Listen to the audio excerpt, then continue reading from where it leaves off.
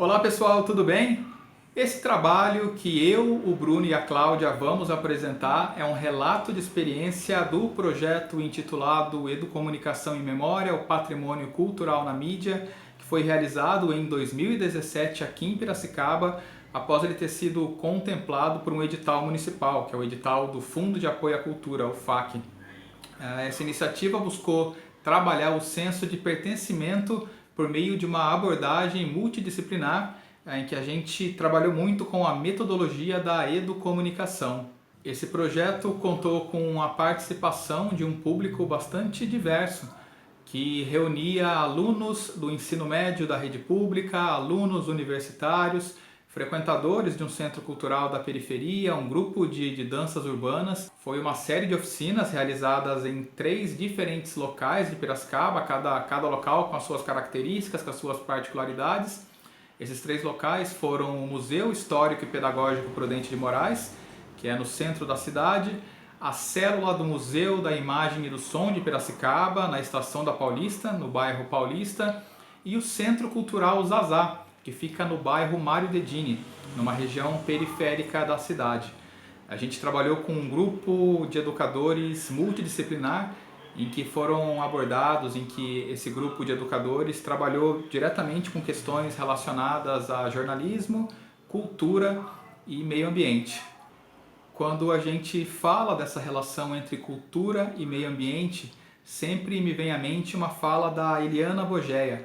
Ela, quando trata da cultura como um elemento que se refere à ação e à criação por meio de uma dialética que ao mesmo tempo se opõe e também se associa à natureza, ela defende reconhecer a criatividade como fonte inesgotável de recursos e nossa diversidade cultural equivalente à biodiversidade brasileira. Para a autora, separar cultura e natureza é impossível, uma vez que ambas são intrínsecas ao cotidiano das pessoas. E é uma relação que é transformada em criação cultural, como disse Gilberto Gil. O Gil diz que a natureza varia no tempo e no espaço, conforme o ser humano vê, pensa, imagina, povoa e representa o ambiente natural que o cerca.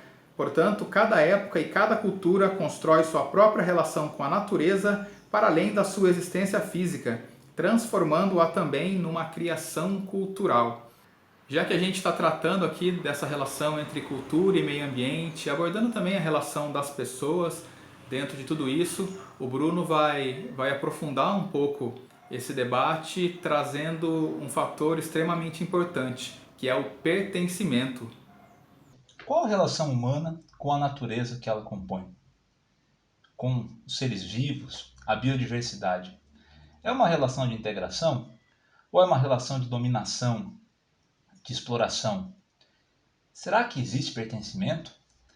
Nesse sentido, é importante trazer algumas palavras de Laís Mourão Sá, na obra Encontros e Caminhos, que diz o seguinte: disse então que os humanos perderam a capacidade de pertencimento. As ideologias contemporâneas sobre o desenvolvimento econômico ancoram-se numa crença irracional que inverte radicalmente a afirmação do sábio-chefe indígena de Seattle. Ou seja, elas parecem acreditar que nada que acontecer à Terra afetará os filhos da Terra. É preciso buscar outros modelos de estar nesse mundo, pois esse modelo que está aí, pautado na sociedade ocidental capitalista, serve somente à exploração, à dominação entre seres humanos e animais não humanos e entre os seres humanos e a natureza como um todo. Qual o papel da comunicação e da educação nesse sentido? É preciso construir novas epistemologias, novas formas de conhecimento sobre essa terra, um verdadeiro diálogo de saberes. E nesse sentido, a educação e a comunicação têm papel fundamental. Não se pode comunicar sem estar educando, e não se educa sem trabalhar a comunicação. Acreditamos nesse sentido no trabalho da educomunicação, principalmente na forma de trazer vozes que estão muitas vezes silenciadas pelos modelos de exploração de comunidades que são exploradas historicamente há séculos, e que a educomunicação pode ter esse papel de trazer essas vozes para o debate público, para a disputa das narrativas e, dessa forma, começar a deflagrar um processo de emancipação social, um processo de trabalho de base real, um processo que permita que as pessoas sejam protagonistas de suas vidas. A educomunicação pode ser tudo isso, mas para isso ela precisa ser pautada num diálogo real eu-tu, num diálogo horizontal, um diálogo que permita que pessoas de culturas distintas, de realidades distintas, de realidades socioeconômicas, culturais e por aí vai, se encontrem e troquem suas culturas, aprendam umas com as outras, que não exista mais relações de exploração. É para isso que a educomunicação serve. E nesse sentido que nós acreditamos que uma educação ambiental crítica e transformadora necessita, sim, do trabalho educomunicativo. A comunicação e a educação devem estar sempre juntas. Para Paulo Freire, uma educação realmente emancipadora só é possível por meio de um processo dialógico de ensino-aprendizagem. E é dessa interface entre a comunicação e a educação que nascem as práticas educomunicativas. Ismar Soares, que popularizou o conceito da educomunicação no Brasil, a define como uma ferramenta de intervenção social. Ele ainda defende que a educomunicação é um conjunto articulado de iniciativas que facilitam o diálogo social, pelo uso da mídia, por sua análise crítica e pelo uso da tecnologia da informação. Soares afirma que a educomunicação transversa saberes historicamente constituídos. No projeto Educomunicação e Memória, que motiva este relato de experiência, buscou-se fazer esse movimento educomunicativo por meio do uso das ferramentas da comunicação, especialmente da esfera jornalística, impressa ou digital, através das práticas da entrevista e de seus produtos jornalísticos, né? A notícia, o documentário, o artigo assinado, a fotografia, o podcast.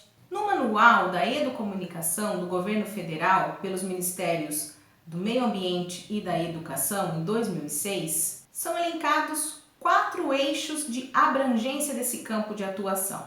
São eles: a educação para os meios, que promove reflexões e forma receptores críticos; o uso e manejo dos processos de produção midiática; a utilização de tecnologias da informação, comunicação como contexto de ensino-aprendizagem; a comunicação interpessoal no relacionamento entre grupos. E foi com essas balizas que o projeto Educomunicação e Memória se desenvolveu. Utilizamos das práticas jornalísticas como a busca por histórias, a apuração dos fatos e a interpretação dos acontecimentos a partir de sua realidade, ensinamentos e materialização dos diferentes produtos educomunicativos. Como produtos resultantes desse processo, tivemos o jornal Patrimônio Imaterial, um documentário que foi sobre o rap, intitulado Da Quebrada ao Centro, Patrimônio Imaterial da Periferia, um documentário Festa do Divino, Tradição, Fé e Patrimônio, o podcast 15 de Piracicaba, um vídeo notícia em forma de rap e o vídeo O que você acha da capoeira? Realizado a partir de entrevistas que foram feitas durante saídas a campo com os participantes pelas ruas de Piracicaba. Ao mesmo tempo que nós aprendíamos sobre os conceitos de cultura e patrimônio, também fomos instigados a definir o que consideramos patrimônio, para além dessa definição institucional, de tombamento e registro.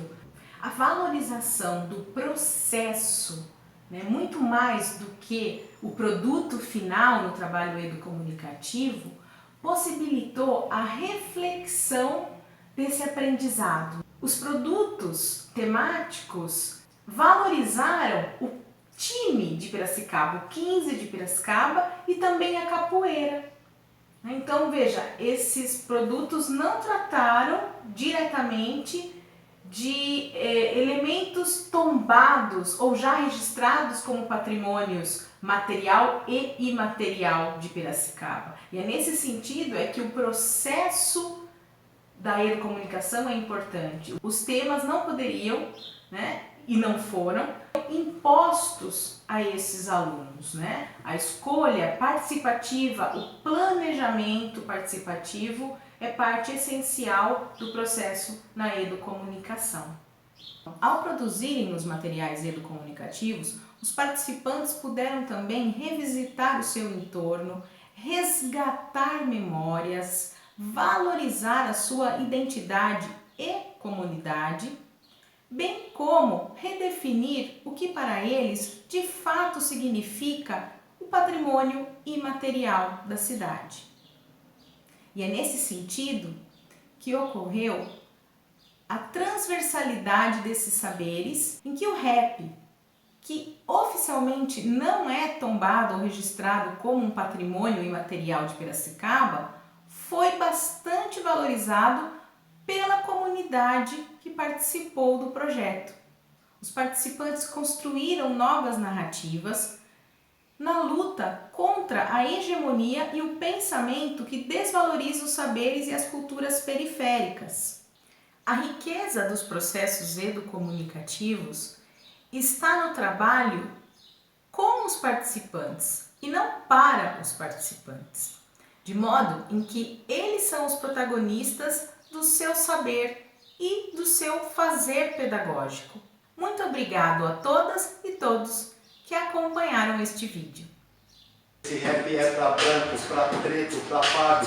Eu não sou Leandro, mas eu tô com Leonardo. E fazer isso aqui é o que eu desejo, almeja uma dupla. Não estamos falando de sertanejo nem do João do Supla. Essa é minha culpa, vim com meus parceiros, falar da nossa cultura. Que é de rua também tá na galeria. Batalha central meio da periferia. Eu gostei do seu beatbox, não lembra um hip hop, mas vou fazendo igual o hip hop, surpreendendo, e esse é o embate. Não é artificial igual o sangue de chocolate. Quem entende de cinema entende, fazendo rap que vem da mente, de uma semente que é plantada. Essa é a rima improvisada, agora é sua hora, então solta sua rajada.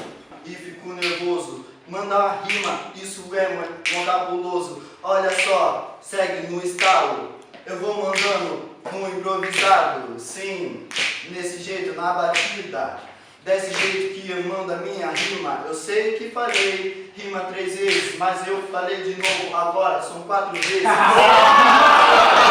muito favorável, mas você tá ligado que está mais favorável que o meu lado? Olha só, eu sei que eu buguei, mas não dá nada, eu não parei, eu continuei. Sim, nesse beat pesado, eu vou mandando o improvisar. Ai.